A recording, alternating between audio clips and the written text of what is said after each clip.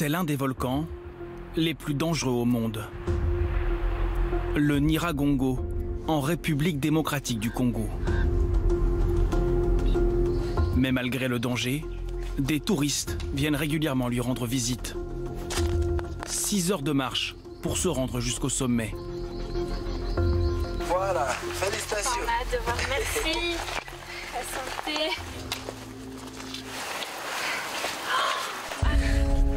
Au sommet, un lac de lave qui bouillonne à l'air libre. Un cratère fumant qui s'offre au regard des visiteurs à près de 3500 mètres d'altitude. La lave en rouge là, c'est la température est au-delà des 1000 degrés, tandis que la lave en noir, la température est au-dessus des 600 degrés. Content d'arriver, mais ça vaut le coup. Ah, c'est clair.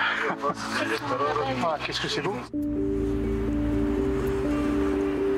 Comme le Nyiragongo, près de 1500 volcans sont considérés comme actifs à la surface de la Terre. Il y en a 5 en Europe, comme l'Etna en Italie, qui est entré en éruption le mois dernier.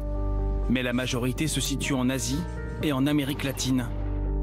En février, c'est le volcan Pacaya au Guatemala qui s'est réveillé.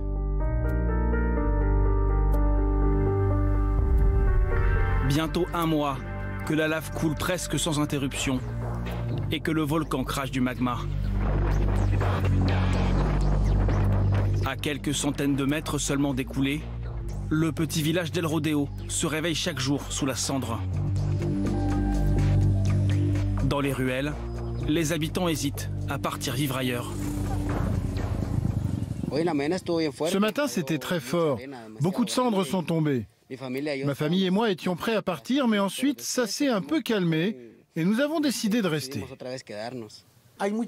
Il y a beaucoup de gens qui ont peur, mais nous sommes habitués à cette vie, car elle fait partie de ce qu'est la nature. Il y a beaucoup de gens qui évacuent, mais le Seigneur nous a toujours protégés. Parmi les volcans en activité qui inquiètent, il y a le Ili Lewotolok en Indonésie. En novembre dernier, il est entré en éruption, crachant une colonne de fumée et de cendres de 4 km de haut. 4400 habitants ont été déplacés pour les mettre à l'abri. La zone a été bouclée sur plusieurs kilomètres. Quand j'étais encore dans mon village, j'étais paniquée. Mais maintenant que nous avons été transférés dans cet abri, nous sommes entre de bonnes mains. Nous nous sentons plus en sécurité maintenant.